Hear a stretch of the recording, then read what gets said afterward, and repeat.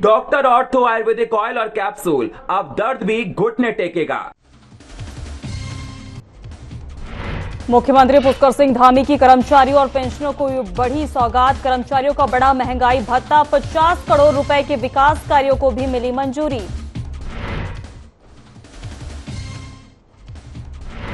खेल विश्वविद्यालय को कैबिनेट मंत्री रेखा आर्या की सौगात। वहीं गोलापार में आधुनिक स्पोर्ट्स यूनिवर्सिटी को दी मंजूरी। वन भूमि डायवर्जन को अंतिम स्वीकृति।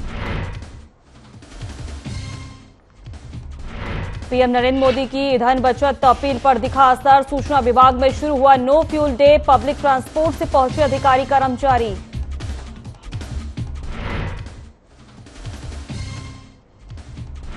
प्रदेश भर में मतदाता सूची को लेकर अभियान हुआ तेज। अभियान के तीसरे चरण की हुई शुरुआत। 29 मई से शुरू होगी प्रक्रिया।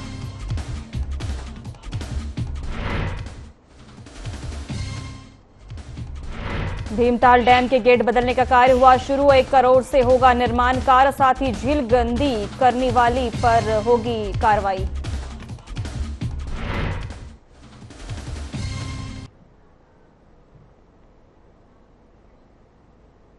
नमस्कार, मैं हूं आपके साथ सोनम राय। बुलेटिन की शुरुआत करते हैं। मुख्यमंत्री पुष्कर सिंह धामी ने राज्य कर्मचारियों और पेंशनरों के लिए महंगाई भत्ता बढ़ाने की मंजूरी दे दी है। वहीं अब 1 जनवरी 2026 से महंगाई भत्ता 58% से बढ़ाकर 60% किया जाएगा। इसके अलावा मुख्यमंत्री ने करीब 50 करोड़ रुपए के विभिन्न विकास कार्यों की स्वीकृति भी दी है। इसमें चंपावत और हल्द्वानी में पुलिस व फायर कर्मियों के आवास तथा अल्मोड़ा और ग्वालदम में पार्किंग निर्माण शामिल है।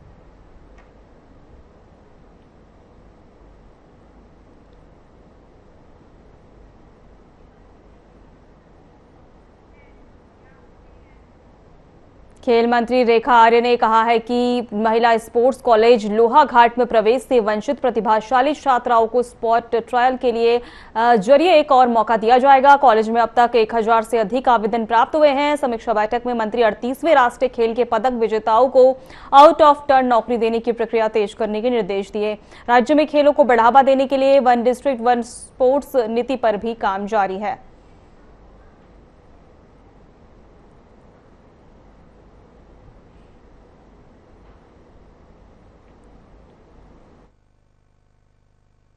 आज खेल विभाग की समीक्षा बैठक हुई है और इस बैठक में खासकर आउट ऑफ टर्न जॉब को लेकर फिर से समीक्षा की गई है। और अभी ये आउट ऑफ टर्न जॉब का प्रस्ताव कार्मिक से होते हुए अभी फिलहाल वित्त के स्तर पर लंबित है और इसको जल्द से जल्द कराने के निर्देश दिए हैं, क्योंकि इसी वर्ष जो है हमने विज्ञप्ति जारी भी करनी है और इसी वर्ष जो है 2038वें राष्ट्रीय खेलों में जो हमारे बच्चे विजयी हुए हैं, जिन्होंने मेडल जीता है, उनको हमें आउट ऑफ टर्न में जॉब भी देना है।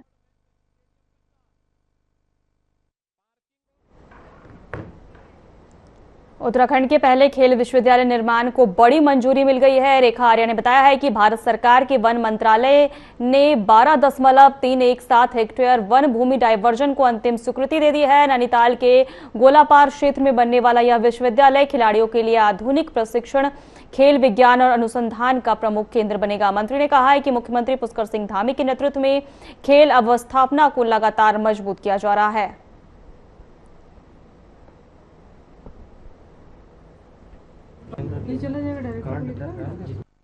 विश्वविद्यालय को लेकर हम लोग सतत रूप से प्रयासरत रहे हैं, जिसकी कोशिश माननीय प्रधानमंत्री जी के कर कमलों से 38 नेशनल गेम में इसकी शुरुआत हो, वहाँ से इसने परवान चढ़ना प्रारंभ किया और चीज़ें आगे बढ़ते बढ़ते आज ये बताते हुए बेहद खुशी है कि खेल विश्वविद्यालय को लेकर जो कि गोलापार हल्द्वानी में बनना है, उसको लेकर भूमि हस्तांतरण की एक बड़ी कार्यवाही जो है आज वो हो चुकी है।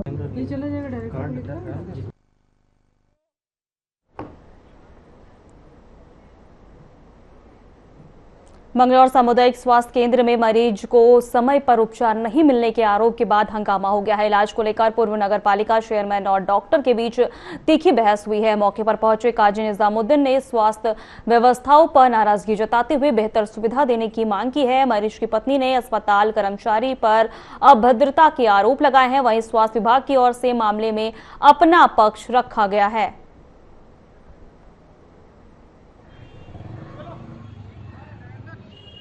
सरकारी हॉस्पिटल में और मेरे हस्बैंड की बहुत तबीयत खराब है, उन्होंने देखभाल नहीं करी इनकी बिल्कुल भी। नहीं देखा नहीं, सुबह से 11 बजे से वहीं पड़े हैं, नीचे फर्श पे लिटे लिटे फिर रहे थे, किसी ने देखभाल नहीं करी। वो कह रहे घर ले जाओ, इस दवाई से तो ऐसा ही होगा। बदतमीजी करी उन्होंने, यूँ क्या घर ले जाओ इसे, यहाँ क्या करेंगे हम, यूँ क्या कहीं गोदी में ले जाएंगे हम, उठा के संवार उड़ के मैम ले जाओ खुद ही तुम। फिर आपने किसे फोन किया? फिर चेयरमैन साहब को बुलाया था मैंने, उनसे भी बदतमीजी करी। व्यवसाय हमारी यहाँ पे तो सुचारू रूप से चल रही है और ये जनपद में सबसे ज्यादा पेशेंट लोड को डील करने वाला चिकित्सालय है। लास्ट ईयर हमारे यहाँ 83,000 ओपीडी है, तो that is a important point. अगर व्यवस्थाएं न चल रही होती इतना वो पेशेंट लोड नहीं होता है। व्यवस्थाएं चल रही है, अच्छे से चल रही है, ट्रीटमेंट हो रहा है। कंपैरिजन आप पास पास के, उस मरीज का नाम दिलशाद है और दिलशाद इसी मंगलौर सिविल हॉस्पिटल का मरीज है। उसका टीबी का इलाज चल रहा है। उसको जब कई घंटे उस मरीज को किसी ने वहाँ अटेंड नहीं किया, उसकी पत्नी उसके साथ थी, वो चौधरी इस्लाम साहब के पड़ोस की है। इनकी कल कीमोथेरेपी हुई है, ये अपने घर पर थे, तो इनके सामने जब वो जाकर रोई तो ये धीरे धीरे, इनके घर से 20-25 कदम दूरी पर अस्पताल है, तो ये धीरे धीरे हॉस्पिटल आए। तो वहाँ डॉक्टर से इन्होंने रिक्वेस्ट करने की कोशिश की, किसी ने इनकी बात नहीं सुनी। इन्होंने मुझे फ़ोन किया, फिर जब मैं लिबरेडी गांव में था, मैं सीधा हॉस्पिटल पहुंचा। वहाँ जाकर देखा उस मरीज़ नीचे लेटा है और उसकी पत्नी वहाँ बैठी है। फिर मैंने वहाँ पूछा CMS कहाँ हैं, डॉक्टर्स कहाँ हैं? CMS साहब पता नहीं था, 1:30 बजे की बात है। तो अब आप इतना इनह्यूमन, अमानवीय देहरादून में प्रधानमंत्री नरेंद्र मोदी की ईंधन बचत अपील के बाद सूचना विभाग ने नो फ्यूल डे अभियान शुरू किया है। वहीं आपको बता दें कि विभाग के अधिकारी और कर्मचारी निजी वाहनों के बजाय पब्लिक ट्रांसपोर्ट, इलेक्ट्रिक व्हीकल और साइकिल से दफ्तर पहुंचे हैं। वंशीधर तिवारी ने कहा है कि समिति ईंधन संसाधनों और परिस्थितियों को देखते हुए संरक्षण जरूरी है। अधिकारियों ने इसे पर्यावरण संरक्षण और आत्मनिर्भरता की दिशा में एक अहम कदम बताया है।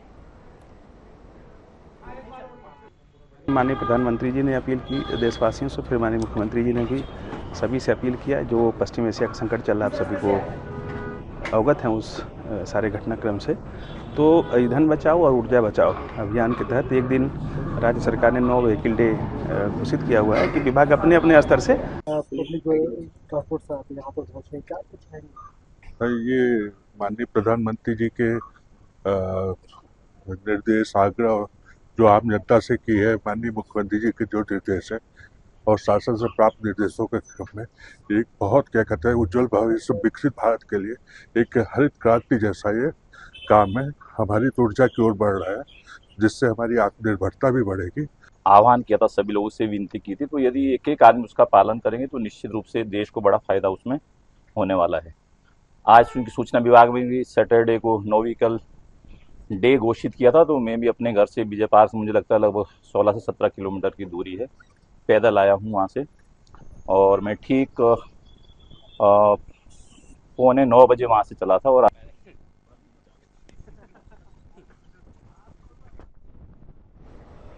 उत्तराखंड में बीजेपी पंडित दीनदयाल उपाध्याय प्रशिक्षण महाअभियान के तहत कार्यकर्ताओं को आगामी चुनौतियों के लिए तैयार करने में जुटी है। वहीं बीजेपी के प्रदेश महामंत्री दीप्ति रावत भारद्वाज ने बताया है कि प्रदेश के सभी मंडलों में प्रशिक्षण वर्ग संपन्न कर दिए गए हैं। वहीं साथ ही उन्होंने कहा कि प्रशिक्षण का उद्देश्य कार्यकर्ताओं को पार्टी का विचारधारा, कार्यपद्धति और केंद्र और राज्य सरकार की उपलब्धियों को जोड़ना है। नई तकनीक के माध्यम से सरकार को योजना और उपलब्धियों का जन जन तक पहुंचाने पर भी जोर दिया गया है।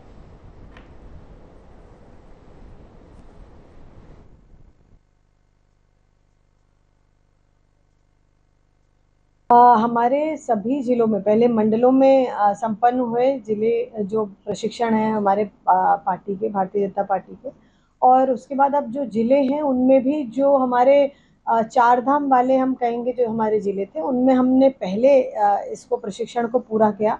और अब जो बाकी जो हमारे जिले हैं, जैसे संगठनात्मक तौर पे अगर हम देखें तो 19 जिले भारतीय जनता पार्टी के उत्तराखंड में हैं।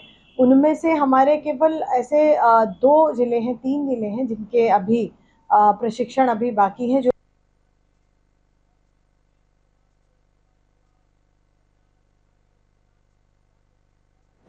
देहरादून में महिला कांग्रेस प्रदेश अध्यक्ष के प्रदर्शन को लेकर बीजेपी महिला मोर्चा ने प्रतिक्रिया दी है। रुचि भट्ट ने कहा है कि शीर्ष पदों पर बैठे नेताओं की जिम्मेदारी अधिक होती है और उनके कार्यों का असर कार्यकर्ताओं पर पड़ता है। उन्होंने कहा है कि विरोध प्रदर्शन लोकतांत्रिक तरीके से होना चाहिए। इस तरह की गतिविधियां गलत संदेश देती है। साथ ही सार्वजनिक आंदोलन में सुरक्षा और जिम्मेदारी का ध्यान रखना जरूरी बताया है।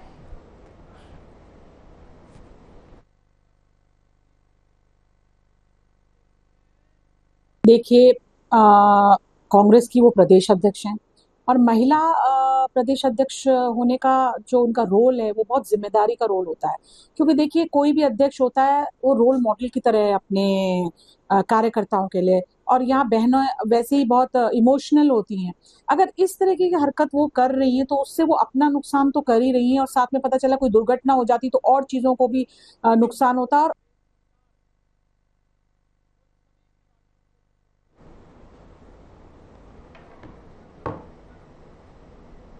देहरादून में 2027 विधानसभा चुनाव को लेकर राजनीतिक गतिविधियां तेज हो गई है। कुंवर जपेंद्र सिंह ने कांग्रेस पर निशाना साधते हुए कहा है कि पार्टी अंदरूनी विवाद और टिकट बंटवारे की चर्चाओं में उलझी हुई है। उन्होंने दावा किया है कि भाजपा आने वाले चुनाव को भी मजबूत प्रदर्शन करेगी। जपेंद्र सिंह ने कहा है कि विकसित भारत के संकल्प के साथ बीजेपी प्रदेश में फिर भगवा लहराने का काम करेगी और संगठन लगातार चुनावी तैयारियों में जुटी हुई है। प्रत्याशियों के रूप में खरीदार तलाश रही है। जो भी पीछे बहुत वीडियो वायरल हुए, उस पर बहुत सी चर्चाएं हुई, तो ये कांग्रेस का चरित्र है। और दूसरी तरफ भारतवर्ष में 22 राज्यों पर आज भगवा फहरा रहा है। तो हमें उम्मीद है कि आने वाले वर्षों में सिर्फ ये हम 2027 के चुनाव की बात नहीं करते, हम 2027 की भी बात करते हैं, 29 की भी बात करते हैं, 32 की भी बात करते हैं और 34 की भी बात करते हैं। तो हमें लगता है 34 आते आते देहरादून में बीजेपी प्रदेश प्रवक्ता कमलेश रमन ने पेट्रोल डीजल को लेकर लोगों से घबराने की बजाय संयम बरतने की अपील की है। उन्होंने कहा है कि प्रदेश में ईंधन की कोई कमी नहीं है और सरकार हालात पर लगातार नजर बनाए हुए है। वहीं कमलेश रमन ने प्रधानमंत्री नरेंद्र मोदी की अपील का जिक्र करते हुए लोगों से ईंधन बचत के लिए कारपूलिंग, कम वाहन और वर्क फ्रॉम होम जैसे विकल्प अपनाने को कहा है।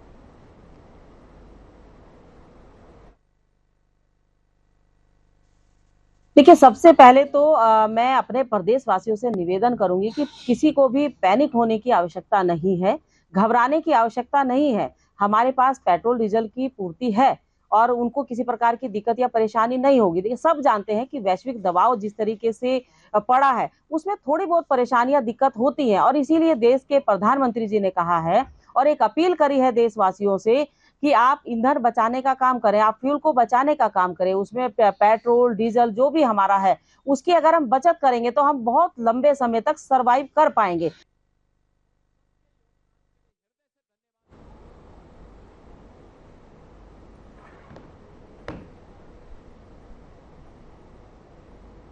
भारत निर्वाचन आयोग द्वारा मतदाता सूची को अधिक शुद्ध और पारदर्शी बनाने के लिए विशेष गहन पुनरीक्षण अभियान के तीसरे चरण की शुरुआत की जा रही है। उत्तराखंड में ये प्रक्रिया 29 मई 2026 से शुरू होगी, जबकि 8 जून से 7 जुलाई तक बूथ लेवल अधिकारी घर घर जाकर गणना प्रपत्रों का वितरण और संकलन करेंगे। इसी कड़ी में विजय कुमार जोगदंडे ने बताया है कि यह अभियान देश के कई राज्यों और प्रदेशों में चलाया जा रहा है। वहीं राज्य में मतदाता चरणबद्ध तरीके से अंतिम मतदाता सूची का प्रकाशन 15 सितंबर 2026 को किया जाएगा। तृतीय चरण में 16 राज्य और 3 केंद्र शासित प्रदेश यूटीज शामिल होंगे, जिसमें उत्तराखंड राज्य का भी समावेश किया गया है। इस तृतीय चरण के कार्यक्रम में 1 जुलाई 2026 की अर्हता तिथि को आधार बनाया गया है और 29 मई से लेकर 7 जून तक कार्यक्रम की जो पूर्व तैयारी होती है, जिसमें प्रपत्र की छपाई, प्रशिक्षण, ये कार्यक्रम शुरुआत किया जाएगा। 8 जून से लेकर 7 जुलाई तक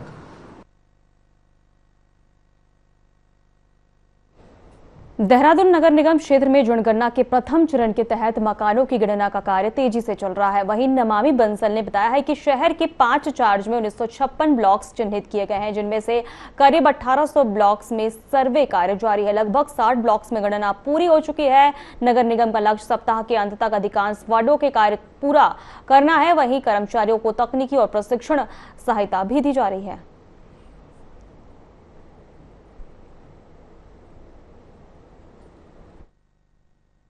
जनगणना का कार्य जो फेज़ 1 का है, यानी कि जो मकान की जनगणना का कार्य किया जा रहा है, वो अभी वर्तमान में गतिमान है और हमारे समस्त 5 चार्जेस में कुल मिलाकर के 1958 यानी 1956 ब्लॉक्स हैं, जिनमें से लगभग 1800 ब्लॉक्स में कार्य प्रगति पर अभी है वर्तमान में और एक 60 ब्लॉक्स के आसपास कंप्लीट भी हो चुका है। इस कंप्लीशन रेट को आगे निरंतर बढ़ाया जा रहा है ताकि अधिकतम वार्ड्स में हम इस सप्ताह के अंत तक कार्य को कंप्लीट कर लें। खबरों में आगे बढ़ते हैं। पौड़ी गढ़वाल के विकास कार्यों की पारदर्शिता और निगरानी के लिए पौड़ी प्रगति पोर्टल शुरू किया गया है। वहीं स्वाति एस भदौरिया ने बताया है कि यह डिजिटल प्लेटफॉर्म विकास योजनाओं की रियल टाइम मॉनिटरिंग करेगा। पोर्टल पर योजनाओं की वित्तीय और भौतिक प्रगति और व्यय विवरण और कार्यस्थल की जानकारी उपलब्ध रहेगी। मुख्यमंत्री पुष्कर सिंह धामी ने सुशासन संकल्प के तहत शुरू इस पहल योजना और समयबद्ध कार्रवाई से मदद मिलेगी।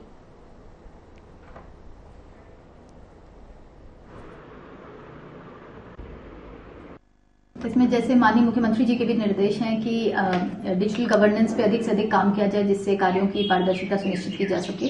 और इसी के दृष्टिगत यहाँ पौड़ी प्रगति पोर्टल का अभी रिसेंटली उद्घाटन किया गया है और अब हमारे जितने भी जिला योजना, राज्य योजना और केंद्र पोषित की जो निर्माण कार्य होंगे, वो सभी की मॉनिटरिंग, रियल टाइम मॉनिटरिंग उस पोर्टल के माध्यम से सुनिश्चित की जाएगी। और इसके लिए सभी विभागों को जो उनके लॉगिन आईडीज हैं वो भी दिए जा चुके हैं और जिस पे उन्हें प्रत्येक अपने वित्तीय तथा फिजिकल प्रोग्रेस प्रत्येक प्रोजेक्ट्स का अपलोड करना होगा। और अब हम लोग आगे की जितनी भी समीक्षाएं करेंगे वो सब कुछ प्रगति पोर्टल के रिपोर्ट के एनालिसिस के आधार पर ही करेंगे। और इस रिपोर्ट इसकी बहुत ही अच्छी बात यह है कि इसमें विभागवार, ब्लॉकवार हर प्रकार से हम लोग रिपोर्ट देख सकते हैं।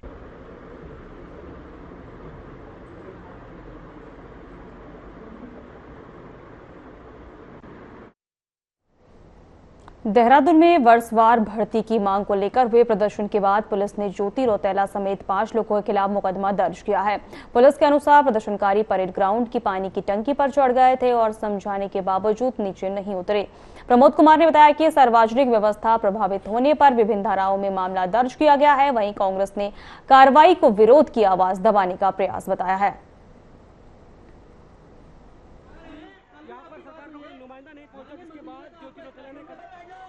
नमस्कार, मैं ज्योति रौतेला और 60 से 65 घंटे की लड़ाई लड़ने के बाद और डीजी हेल्प में जो लेटर शासन को लिखा, उसके बाद हम लोग आज अपना धरना पानी की टंकी से खत्म करे हैं। और मैं आप सबके संज्ञान में एक चीज़ जरूर लाना चाहती हूँ। मैं इस वक्त कोरोनेशन हॉस्पिटल में हूँ, एडमिट हूँ और मैं ये बोलना चाहती हूँ कि कल शाम को मैंने अपने ऊपर पेट्रोल डाला था क्योंकि कोई सुनवाई नहीं हुई थी, कोई अधिकारी बात करने के लिए नहीं आ रहा था और हम लोग वहाँ पे 40 घंटे हो गए थे, हम लोग वहाँ पे पानी की टंकी के ऊपर बैठे थे। मेरा गुस्सा था, मेरा एग्रेशन था, लेकिन मेरा शरीर उससे जल गया है। और इस सरकार की संवेदनशीलता आप समझ सकते हो कि कल शाम को 6 बजे के बाद आज मुझे हॉस्पिटल में एडमिट कराया गया। हॉस्पिटल आके मुझे पता चला कि मेरे को जो चला हुआ है वो काफ़ी है और मुझे अभी कुछ दिन तक हॉस्पिटल में रहना पड़ेगा। दिनांक 11 मई 2026 को श्रीमती ज्योति रौतेला, उत्तराखंड कांग्रेस महिला प्रदेश अध्यक्ष और नरसिंह एकता मंच के 4 लोग परेड ग्राउंड स्थित पानी की टंकी पर अनाधिकृत रूप से चढ़ गए और उनके द्वारा अपनी मांगों के संबंध में दबाव बनाने के लिए लगातार शासन प्रशासन पर दबाव डाला गया। काफ़ी अधिकारियों द्वारा उनको मौके पर पहुँचकर समझाने का प्रयास किया गया, लेकिन वो नहीं माने। इस बीच नरसिंह एकता मंच के अन्य जो पदाधिकारी थे, अन्य जो सदस्य थे, उनके द्वारा टंकी के नीचे बैठकर धरना प्रदर्शन शुरू किया गया। शासन और प्रशासनिक अधिकारी लगातार कई दौर की वार्ता उनसे की गई, लेकिन उनके द्वारा नीचे उतरने से मना किया गया। सुरक्षा की दृष्टि से पर्याप्त सुरक्षा इंतजाम किए गए। पर्याप्त मात्रा में दिन और रात्रि 2 शिफ्टों में पुलिस की ड्यूटियाँ भी लगाई गई। फायर टेंडर, एम्बुलेंस और अन्य जो सुरक्षात्मक उपाय थे, यहाँ तक कि SDRF की यूनिट को भी वहाँ सुरक्षा हेतु तैनात किया गया था। दिनांक 12 मई 2026 को श्रीमती ज्योति रौतेला द्वारा बिल्कुल, और कांग्रेस पार्टी को कहीं ना कहीं अंदेशा था कि सरकार धरना खत्म होने के बाद, प्रदर्शन का खत्म होने के बाद इस तरीके का जो कदम है वो उठाएगी। और क्योंकि सरकार की आदत है, भारतीय जनता पार्टी सदैव जो है लोगों की आवाज़ को दबाने का प्रयास करती है, तो वो इस प्रयास में वो ये सेट करना चाहते हैं एक नज़ीर की तरह कि आप ये करेंगे तो आपके खिलाफ ही होगा। लेकिन कोई बात नहीं, जो बच्चे वहाँ पर 160 दिनों से डटे बैठे हुए थे,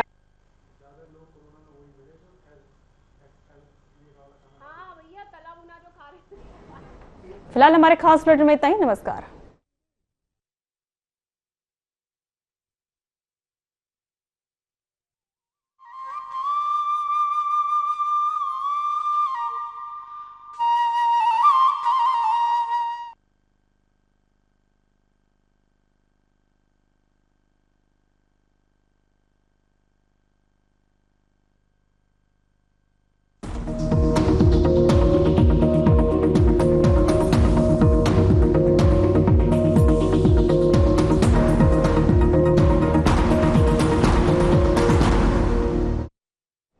खबरों में आगे बढ़ेंगे। देहरादून में प्रधानमंत्री नरेंद्र मोदी की धन बचत अपील के बाद सूचना विभाग ने नो फ्यूल डे अभियान शुरू किया है। विभाग के अधिकारी और कर्मचारी निजी वाहनों के बजाय पब्लिक ट्रांसपोर्ट, इलेक्ट्रिक व्हीकल और साइकिल से दफ्तर पहुंचे। वहीं वंशीधर तिवारी ने कहा कि सीमित ईंधन संसाधनों और वैश्विक परिस्थितियों को देखते हुए ऊर्जा संरक्षण जरूरी है। अधिकारियों ने इसे पर्यावरण संरक्षण और आत्मनिर्भरता की दिशा में अहम पहल बताया है।